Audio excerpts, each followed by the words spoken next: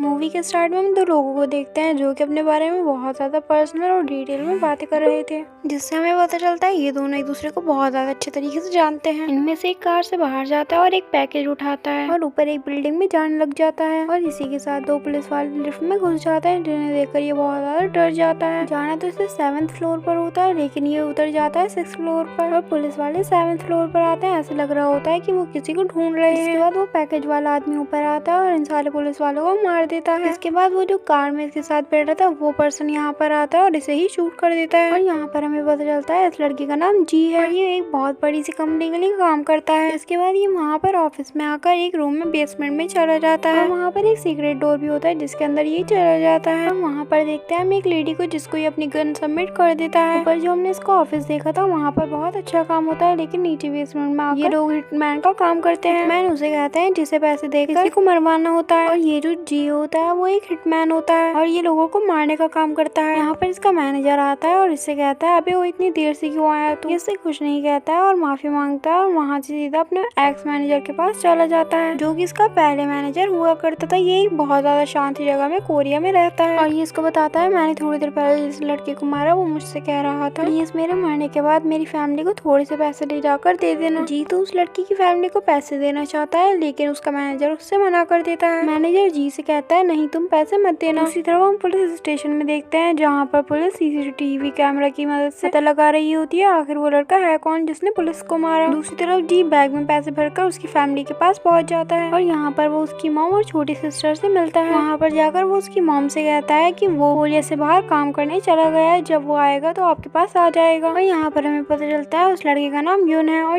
यून की जो मॉम है वो अपने जमाने में काफी ज्यादा पॉपुलर सिंगर हुआ करती थी। और यहाँ पर हमें पता चलता है जी इनका बचपन से ही फैन है और इसे इनके गाने बहुत ज्यादा पसंद आते थे। अगले दिन जी की कंपनी का बॉस इसे बुलाता है और इससे कहता है मुझे और ज्यादा लोगों की जरूरत पड़ने वाली है जो कि खून खराबा कर सके, यानी कि हिटमैन बन सके। वो जी को एक फाइल देता है और उससे कहता है इसे लेकर आओ। इस फाइल में एक लड़का था जो कि जी का फ्रेंड था और कुछ टाइम पहले इस कंपनी का चीफ भी था, लेकिन एक दिन वो कहीं पर गायब हो गया था और इस कंपनी का रूल था कि कोई भी बिना बताए कहीं पर नहीं जा सकता। अगर किसी ने एक बार कंपनी ज्वाइन कर ली तो उसे जब तक काम करना पड़ेगा जब तक वो रिटायर ना हो जाए। इसके बाद जी उसे ढूंढने के लिए निकल जाता है और वो जी को मिल भी जाता है, लेकिन वो काफी ज्यादा चालाक होता है इसलिए वो जी को पागल बनाकर भाग लेता है। अगले दिन जी को उसकी कंपनी का मैनेजर बताता है कि अगर तुमने उसे पकड़ लिया तो तुम्हें यहाँ का चीफ बना दिया जाएगा। जिसके बाद जी यहाँ से मार्केट जाता है और वहाँ पर एक शॉप में जाता है और यहीं पर हमें पता चलता है जिस लड़की को इसने मूवी के स्टार्ट में शूट किया था यानी कि यून को, वो अभी तक जिंदा है और जी ने उसको छुपा कर रखा है। वैसे ये लोगों को मारने का काम तो करता है यानी कि हिटमैन का काम तो करता है, लेकिन इतने टाइम में जी और यून की जो बॉन्डिंग थी वो काफी ज्यादा स्ट्रांग हो गई थी क्योंकि ये दोनों काफी ज्यादा टाइम से एक साथ काम कर रहे थे और ये दोनों एक दूसरे से अपनी पर्सनल बातें भी शेयर किया करते थे, इसलिए वो ऐसे अपने किसी दोस्त को नहीं मार सकता। अब जी यहाँ से यून को उसकी फैमिली के पास लेकर जाता है यानी कि उसकी मॉम और उसकी बहन के पास, और वो दोनों यून को देखकर बहुत ज्यादा खुश भी हो जाती है और इसी बहाने जी उसकी मॉम के साथ घुल मिल भी गया और उनके साथ टाइम स्पेंड भी करने लगा है क्योंकि जी उनकी मॉम को पसंद करने लगा है। और तभी इसके पास ऑर्डर आता है कि चीफ को जाकर मार दो। जी चीफ के घर जाता है और यहाँ पर बहुत ज्यादा लड़ाई भी होती है। यहाँ पर इन दोनों के बीच काफी ज्यादा भयानक लड़ाई होती है, लेकिन हमें इसके आगे नहीं दिखाया जाता है कि चीफ के साथ क्या हुआ। अगले दिन हम इनके ऑफिस में सेलिब्रेशन देखते हैं जहाँ पर जी को चीफ बनाया जा रहा होता है। अब जी उनकी मॉम से रोज मिलने लगा है। ओ भाई चल क्या रहा है आखिर। बाय द वे हमें क्या मतलब, हमें तो सिर्फ मूवी से मतलब है। उनकी मॉम जी को बताती है कि मुझे एक कैफे खरीदना है, कैफे खरीदने के लिए मेरे पास पैसे नहीं है। यहाँ से वापस जाते हुए रास्ते में एक पुलिस वाला देख लेता है और जी को पहचान जाता है क्योंकि उस दिन जब इसने पुलिस वाले को मारा था तो उसने पुलिस वाले ने जी की शक्ल लोकेशन पर देख ली थी। अब पुलिस वाला इससे इसकी कंपनी का कार्ड मांग लेता है। तरफ हम उस लड़की को देखते हैं जो कि अभी मरा नहीं होता है, लेकिन कंपनी के ओनर ने उसको पकड़ कर ऐसी तैसी कर रखी होती है। मैनेजर इसे यहाँ पर बुलाता है और कहता है मार इसको, लेकिन जी इसे मारने से मना कर देता है। तो मैनेजर चीफ को खत्म कर देता है और वो अपने आदमियों से कह देता है कि जी पर नजर रखो क्योंकि इससे जी पर शक हो गया होता है। अगले दिन यहाँ पर पुलिस आ जाती है छानबीन करने के लिए, लेकिन उन्हें यहाँ पर कुछ भी नहीं मिलता है क्योंकि मैंने आपको पहले ही बता दिया था कि ऊपर की साइड बिल्कुल क्लीन काम होता है और हिटमैन वाला काम नीचे होता है। और अब ये पागल दीवाना जी उनकी मॉम के लिए कैफे खरीदने लग गया है। इसके पास इतने पैसे आ गए हैं और बॉस ने जो इसके पीछे आदमी लगाए थे वो जाकर बॉस को बता देते हैं कि एक लड़की पीछे पड़ा है और ये कर रहा है। और जैसे ही ये बात बॉस को पता चलती है वो जी को मारने का ऑर्डर दे देते हैं क्योंकि बॉस को ये भी पता चल जाता है कि यून भी जिंदा है। बॉस ने जिसको मारने के लिए इसे भेजा था इसने उसे भी जिंदा छोड़ दिया, इसलिए बॉस इसे मारने के लिए लोग भेज देते हैं और काफी ज्यादा खतरनाक तरीके से जी उन्हें भी मार देता है। इसे पता चल जाता है कि यून की फैमिली भी खतरे में होगी, इसलिए यून ने अपने पास बुला लेता है। जिसके बाद जी यहाँ से सीधे अपने एक्स मैनेजर के पास जाता है। जैसे कि मैंने आपको पहले ही बताया था कि उसका घर सुनसान जगह पर है, इसलिए वो घर बहुत ज्यादा सेफ होता है। यहाँ पर यून के मॉम को सब कुछ सच सच बता देता है। वो बता देता है कि मैं एक हिटमैन हूँ और मैंने ये किया है। वो पहले तो बहुत ज्यादा गुस्सा होती है कि उसने मेरे बेटे को मारने की कोशिश की, लेकिन ये इसे माफ कर देती है क्योंकि कहीं ना कहीं ये भी जी से प्यार करने लगी है।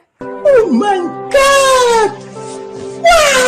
अब जी सिटी वापस जाता है क्योंकि इसने वहाँ पर कहीं पर पैसे छुपा कर रखे थे। अब ये जब पैसे निकाल कर वापस आता है तो कंपनी के लोग मैनेजर के घर पर पहले ही पहुँच चुके थे, क्योंकि यहाँ पर जी को एक्स मैनेजर ने धोखा दे दिया होता है। क्योंकि एक्स मैनेजर बॉस ने ऑफर दी थी। बॉस ने कहा था अगर तुम इन लोगों को पकड़वा देते हो तो मैं तुम्हें फिर से मैनेजर बना दूंगा। जी को यहाँ पर बहुत ज्यादा बुरा लग रहा होता है क्योंकि वो एक्स मैनेजर पर बहुत ज्यादा भरोसा किया करता था और एक्स मैनेजर ने उसे इतना बुरे तरीके से धोखा दे दिया। इसलिए गन निकालता और यहाँ वहाँ गुस्से में फायर करने लग जाता है और यहाँ पर सबको मार देता है और गलती से एक गोली यून के मॉम को भी लग जाती है, इस वजह से उनकी भी वहाँ पर डेथ हो जाती है। जी को यहाँ पर फील होने लग गया था कि वो जिससे प्यार करता था वो सारे मारे गए हैं, क्योंकि जो इसका चीफ फ्रेंड था वो मर गया, एक्स मैनेजर मर गया जिस पर ये बहुत ज्यादा भरोसा किया करता था, इसको इसने खुद से मार दिया और यहाँ पर यून की मॉम भी मर गई है इसी की वजह से। यहाँ से गुस्से में ये कंपनी में जाता है जहाँ पर सारे के सारे अटैकर्स थे। सभी आ रहे होते हैं गन लेकर क्योंकि इन्हें पता होता है कि वो अटैक करने आ रहा है। और यहाँ पर होता है मूवी का बेस्ट फाइट सीन। जी यहाँ पर सबको बहुत बुरी तरीके से धोता है, सबको बहुत बुरी तरीके से मारता है और पुलिस को कॉल करके बता देता है यहाँ पर आने के लिए। जिसके बाद ये जाता है बेसमेंट में बॉस को मारने के लिए और यहीं पर यून आ जाता है और यून इससे पहले ही आकर वहाँ पर बॉस को मार देता है। जी इससे कहता है कि पीछे के रास्ते से भाग जाओ क्योंकि यहाँ पर पुलिस कभी भी आती होगी। तभी यहाँ पर मैनेजर आ जाता है और जी पर अटैक करता है और जी को मारने की कोशिश करता है, लेकिन जी उसे उठाकर बिल्डिंग से नीचे फेंक देता है। यहाँ पर इतना बड़ा सीन क्रिएट हो गया होता है इसलिए यहाँ पर पुलिस वाले और मीडिया वाले सब आ जाते हैं। इसके बाद हम देखते हैं यून को जो कि बिल्डिंग के पीछे से भाग जाता है और जी मीडिया के सामने आता है और कुछ बोलने लगता है, जिसके बाद ये मूवी यहीं पर एंड हो जाती है।